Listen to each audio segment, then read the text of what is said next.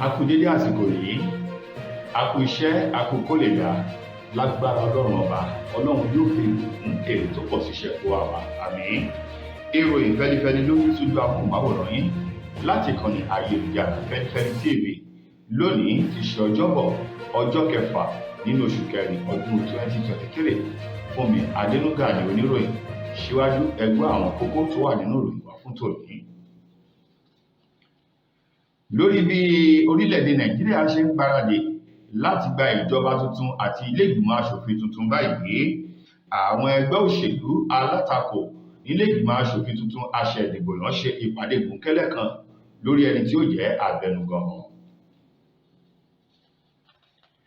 Olùdíje dupò ààrẹ lábẹ́ àsíá ẹgbẹ́ òṣèlú Labour Party Peter Obi ti sọ wípé ohun àkásílẹ̀ tí wọ́n gbọ́ pẹ̀lú ìránṣẹ́ Olorun Oyedepo ó ní ayelujara eléyìí tí wọ́n gbọ́ yìí ó ní ayédèrú ni kì í ṣe ti tòun gangan.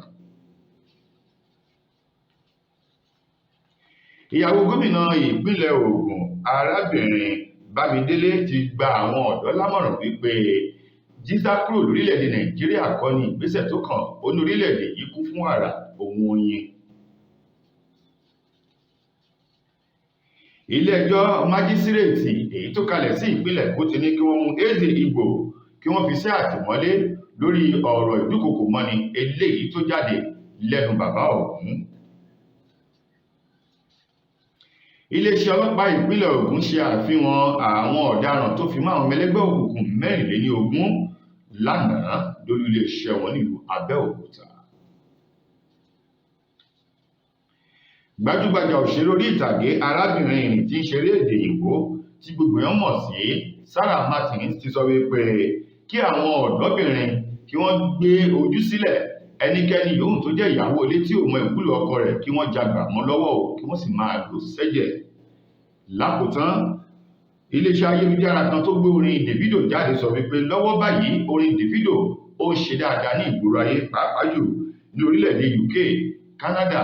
France àti orílẹ̀-èdè Nàìjíríà. Ìròyìn tẹ́ láǹfààní àti jẹ dídùn ọbẹ̀ rẹ̀ rí tá a bá lọ tá a bá padà dé, ẹ kú kalẹ̀.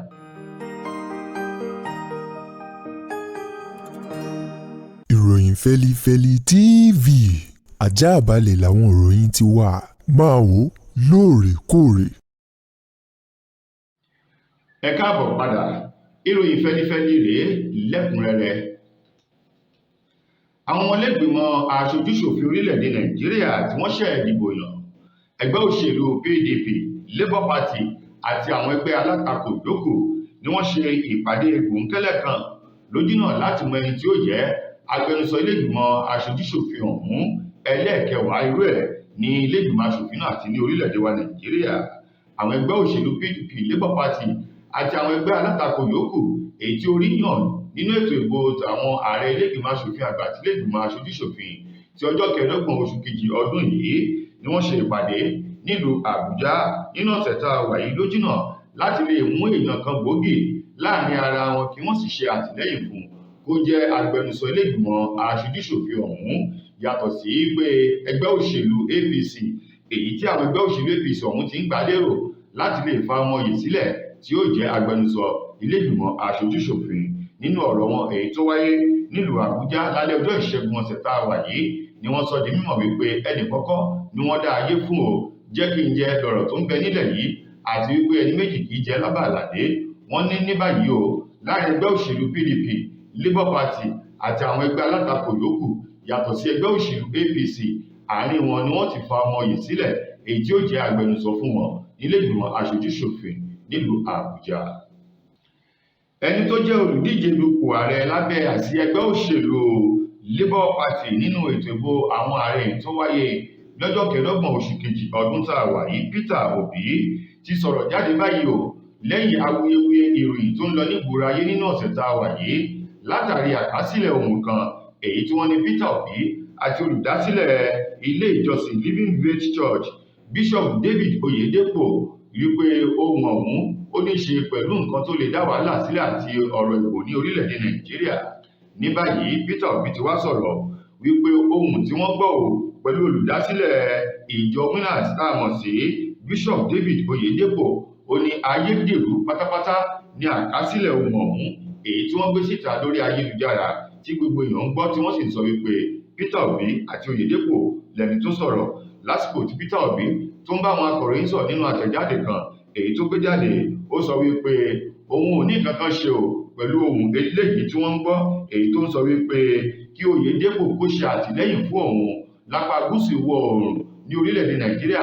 àti ìpínlẹ̀ Kwara láti ṣe àtìlẹ́yìn pẹ̀lú àwọn ọmọlẹ́yìn Kìrìsìtẹ́nì kí wọ́n fọwọ́sowọ́pọ̀ nítorí wípé ètò ààbò ó ti mẹ́hẹ̀ lórílẹ̀-èdè Nàìjíríà. Bákan náà ó ní ọ̀rọ̀ òṣèlú olódàbí ogun ni tó fi mọ́ ọ̀rọ̀ ẹ̀sìn àti òṣèlú ní orílẹ̀-èdè Nàìjíríà. Olóhun ní ìgbàgbọ́ nínú Oyedepo àti àwọn alátìlẹyìn tó fi mọ́ àwọn ọmọ ìjọ rẹ̀ wípé àtìlẹ́yìn wọn yóò mú òun débẹ̀.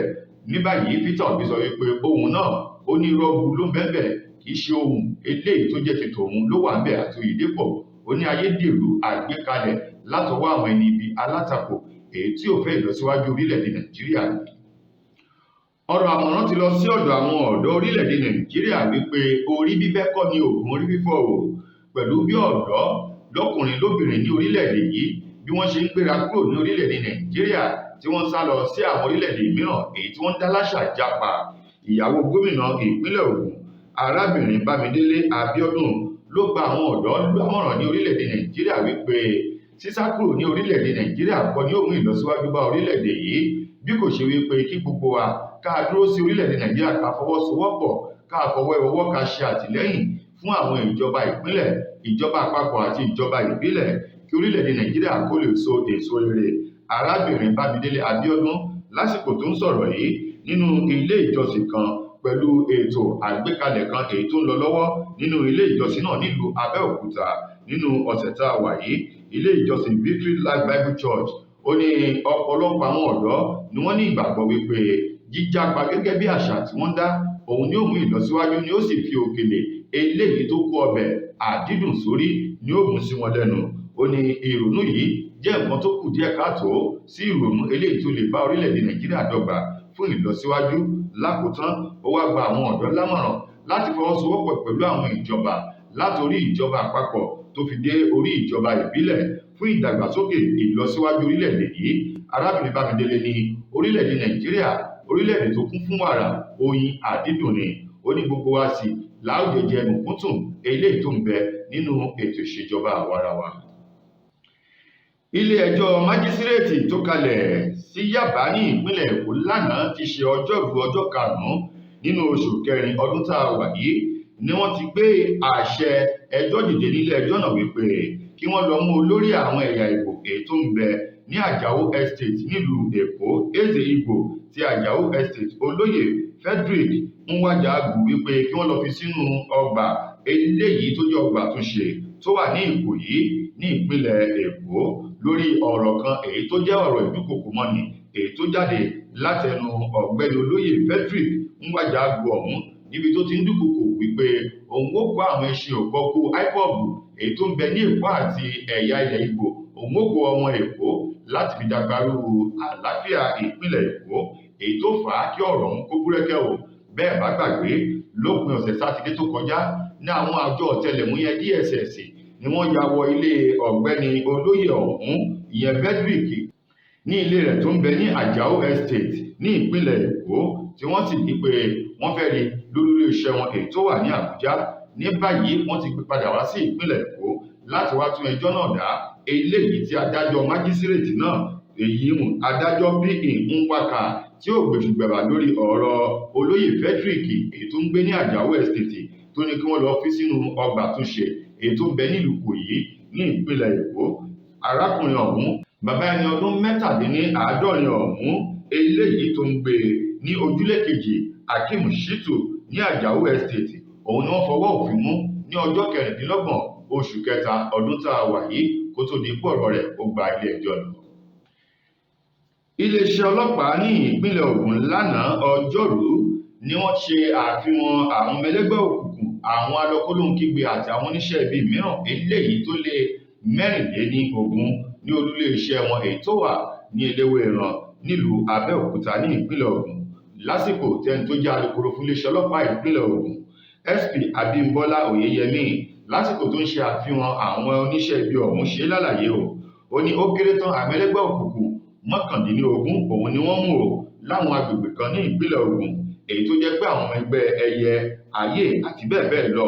bíi Ìjẹ̀bú Òde, Ìgbẹ̀sà, Àgọ́ṣàṣá, ìlú Abẹ́òkúta àti àwọn agbègbè mìíràn ní ìpínlẹ̀ Ògùn ni wọ́n ti mú àwọn ẹlẹ́gbẹ́ òkùnkùn ọ̀hún léléyìí tó jẹ́ pé wọ́n ń dàgbàrú àlàáfíà ìpínlẹ̀ Ògùn àti àwọn agbègbè rẹ̀. Nínú ọ̀rọ̀ Abímbọ́lá Oyèyẹmí tó tẹ̀síwájú, ó ní àwọn wọ̀nyí ni wọ́n ti ṣe ìwádìí lórí ìwà ibi eléyìí tí wọ́n hù tí ìwádìí sì ṣì tún lọ lójúnà láti lè jẹ́ wípé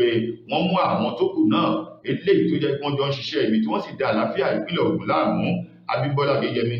ní báyìí lábẹ́ alábòójútó ọlọ́pàá tuntun ní ìpínlẹ̀ Ògùn Frank Mba, ó ní kò ní sí ààyè fún oníṣẹ́ ibi, kò ní sí ààyè fẹ́nikẹ́ni yòówù tí ò fẹ́ kí àlàáfíà kó jọba ní ìpínlẹ̀ Ògùn. Ó wá ní lákòótán ẹni tó jẹ́ alábòójútó fún iléeṣẹ́ ọlọ́pàá ní ìpínlẹ̀ Ògùn CP Frank Mba ti wá paláṣẹ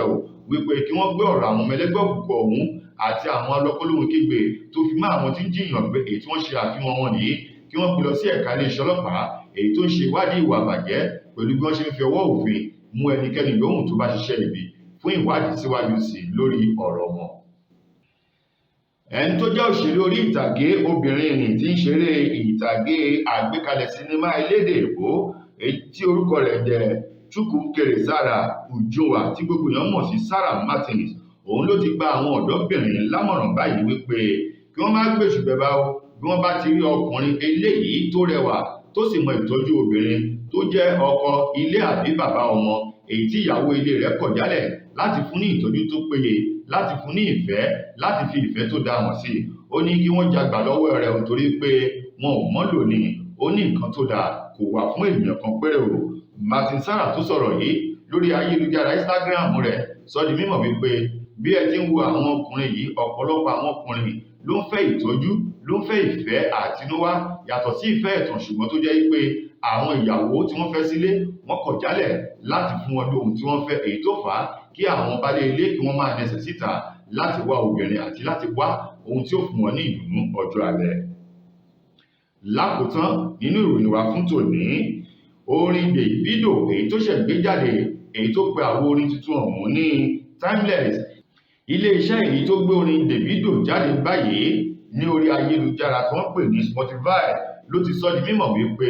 orin Davido tuntun èyí tí wọ́n ṣẹ̀ gbé jáde tí wọ́n gbé sórí ayélujára èyí tí àwọn èèyàn ń lọ síbẹ̀ láti máa ṣe àdálẹ̀ àti láti máa gbọ́ orin ọ̀hún èyí tó pè ní Timeless yìí. Ó ní ó jẹ́ orin tí gbogbo ayé ti tẹ́wọ́ gbà pàápàá jù ní orílẹ̀-èdè France, orílẹ̀-èdè UK, Canada, orílẹ̀-èdè Nàìjíríà àti àwọn ilẹ̀ adúláwọ̀ mìíràn. Ó ní orin ọ̀hún tó jáde nínú ọ̀sẹ̀ tá a wà yìí jẹ́ ìyàlẹ́nu wípé wọn ò lérò wípé ó lè di ìlú mọ̀ká láàrin ọjọ́ péréte tí wọ́n gbé orin ọ̀hún sórí ayélujára. Ó ní Spotify tó jẹ́ ilé-iṣẹ́ ọ̀hún tó gbé jáde nínú àwọn dùn pẹ̀lú pé àwọn èèyàn bí wọ́n ṣe fi ìfẹ́ hàn sí orin náà àti wípé orin ọ̀hún ó ní ọ̀pọ̀lọpọ̀ ìmísí àti ọgbọ́n òun òye nínú èyí tó fà á kí àwọn èèyàn máa tú kẹ̀kẹ́ lọ síbẹ̀ láti lọ máa gbọ́ orin ọ̀hún. Tó ẹ̀yin ará, ṣé yóò bá bọ̀ wọ́n ní bọ́kọ̀ bá rẹ òkun tó bá rẹ ọ̀sà ìfàbọ̀ fún lébùté mi. Ìròyìn Feli-feli kò ní jù báyìí lọ láti ìkànnì ayélujára Feli-feli TV. Tó bá jẹ́ ìgbà àkọ́kọ́ ní tẹ̀yin ṣe ń wò wá lórí ìkànnì tẹ̀ tí ń wò wá yìí, ẹ subscribe sórí ìkànnì yìí kẹ́yìn náà kẹ́ ẹ darapọ̀ mọ́ ẹbí aláyọ̀ kẹ́ ẹ sì tẹ aago tó wà lẹ́gbẹ̀ẹ́ rẹ̀ notification bell ni òní ó máa sọ fún yín bí àwọn ìròyìn wa tó bá ṣe ń gorí afẹ́fẹ́. Lórí Facebook náà ẹ lè follow wa Ìròyìn Feli-feli TV lórí Facebook. Mo gbà ládùúrà wípé títí dìgbà míì tẹ́ láǹfààní láti gbọ́ ọ̀tún ìròyìn, ojú tẹ́ fi ń wò wá ò ní fọ́, etí tẹ́ fi ń gbọ́ wá ò ní yí, ìfẹ́ lẹ ní sí wa ò, ìfẹ́ òun ò ní bàjẹ́ láṣẹ Elédùà. Fúnmi Adénúgà lẹni tó mú ìròyìn wá sójú amóhùnmáwòrán yín. Ire àtayọ̀ la ó fi pàdé o.